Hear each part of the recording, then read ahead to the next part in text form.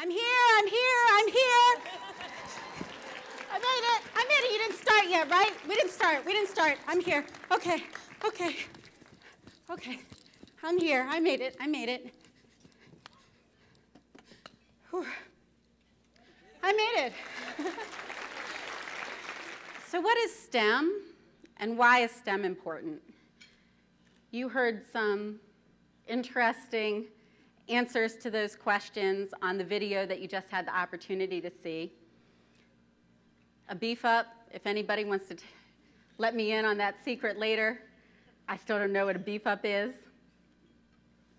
I have a 19-month-old son, and for anybody who's been around toddlers, I don't think he's unusual in that he loves bubbles. Loves bubbles.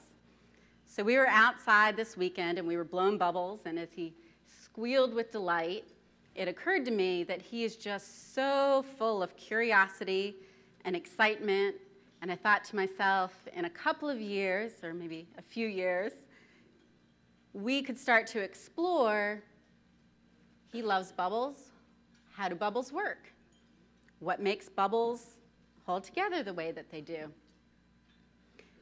And it occurred to me that all students come into school, enter school with that same kind of curiosity and excitement. And somehow, after 12 plus years of schooling, we turn that into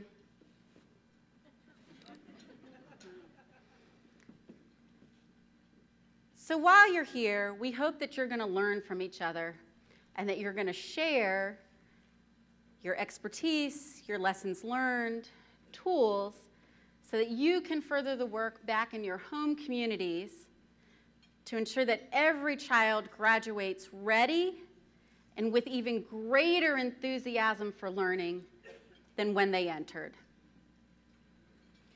You'll notice that there are students in the room with you today here at lunch. I hope that you had the opportunity to sit with some students at your table, and I hope that you talked them up before we got started here. They've been here today presenting their projects to each other. So most of them already presented this morning, and if you had the chance to talk to them, I hope that you heard the excitement in their voices as they told you about the projects that they presented or that they will be presenting this afternoon, and the excitement in learning from other students about the great things that they're doing all across the state. We also have here today a project-based learning conference. So this is the 5th year that we've run the Student STEM Symposium and the 4th year that we have run the project-based learning conference, where teachers have an opportunity for a full day to deepen their understanding of project-based learning, to share their projects with one another, and to collectively think through how they can make project-based learning in their school even better, even stronger. And for the first time this year, we've combined those two events with, of course, what you are all here for, the Scaling STEM Transforming Education Matters Conference.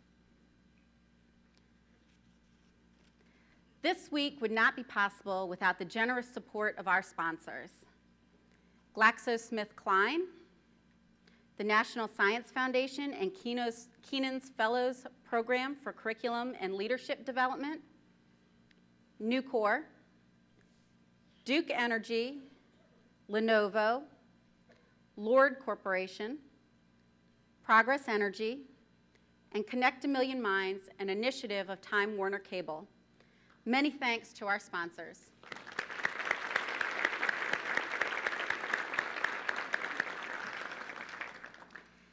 It is now my pleasure to welcome to the stage a trusted partner in our work in STEM education. Please welcome Mary Linda Andrews, Director, Community Partnerships from GlaxoSmithKline.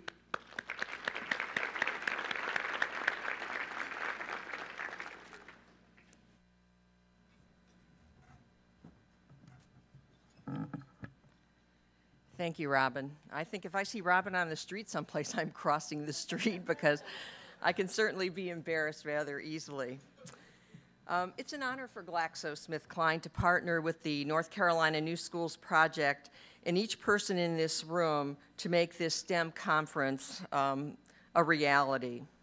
For those of you who don't know GlaxoSmithKline, we are a research-based pharmaceutical and healthcare company, and our main purpose is to make sure that people worldwide do more, feel better, and live longer.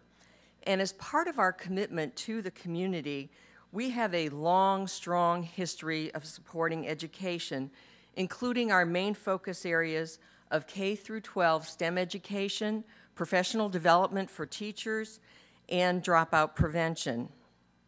From a practical perspective, GlaxoSmithKline really does have a vested interest in STEM education because we know that so many things are necessary to make the world run correctly.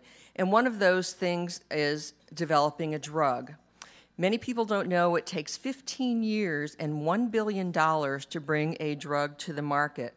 So we must ensure that we have a qualified workforce in order to enhance the future of our company and the future of our society.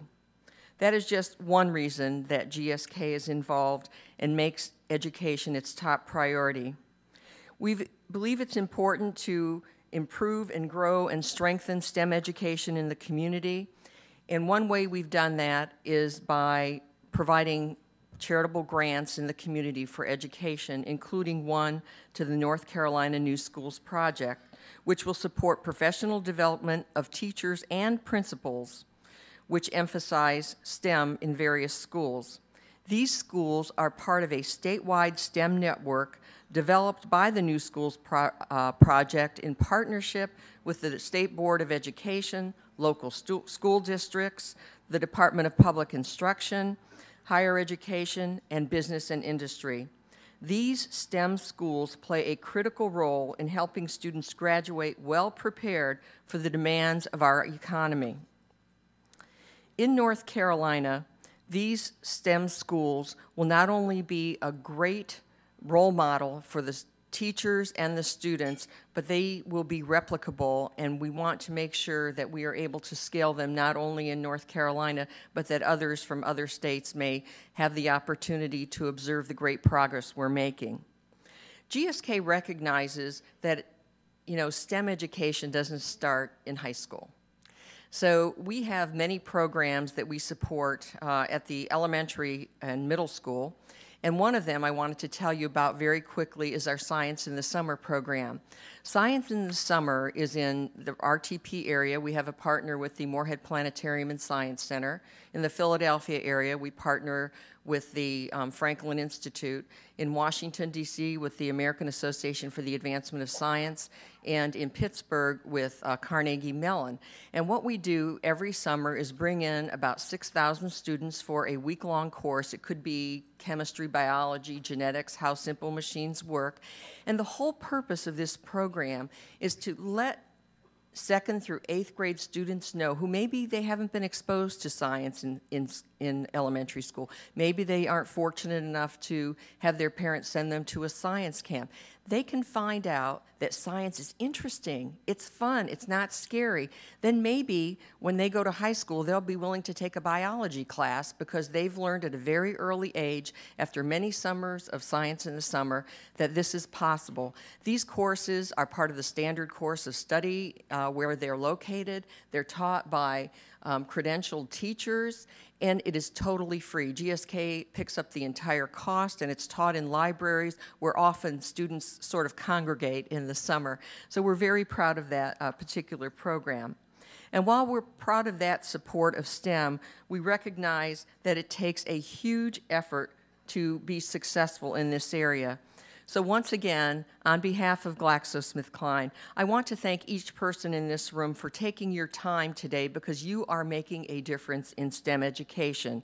It's an honor to support the individuals who are working collectively and individually to make a difference in scaling STEM and transforming education.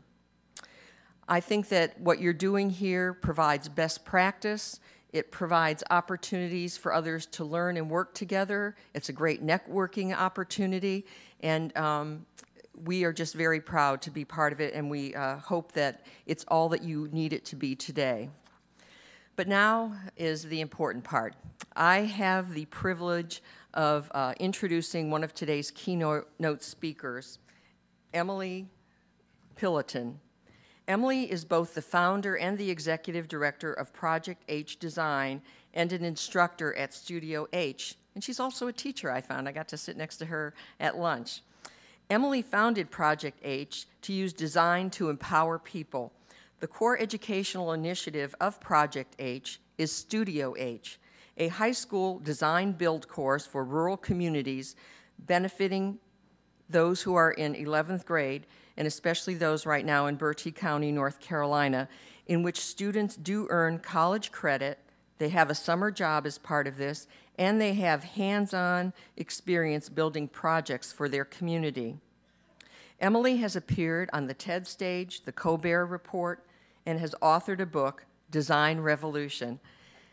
As I was sitting with her at lunch, I realized not only is she way smarter than me, but she really is enthusiastic. She's bringing a perspective to STEM that is comprehensive. So won't you please help me warmly welcome Emily to the stage.